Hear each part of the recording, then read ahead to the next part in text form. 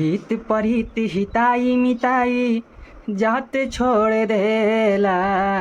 हित परित हिताई मिताई जात छोड़ देला। जब समय होला कमजोर, जब समय होला कमजोर त हर कोई साथ छोड़ देला। जब समय होला कमजोर त हर कोई साथ छोड़ देला। बनला के 10 गो साथी बिगड़ला के कोई ना। आपन बनैबा कैसे केहू तोहार होई ना। कि बनला के 10 गो साथी बिगड़ला के कोई ना। आपन बनैबा कैसे केहू तोहार होई ना। धई के हाथ में हाथ हाथ से हाथ छोड़ देला।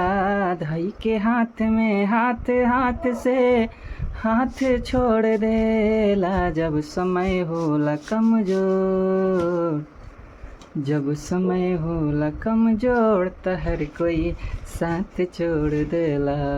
जब समय होला कमजोर त हर कोई साथ छोड़ देला।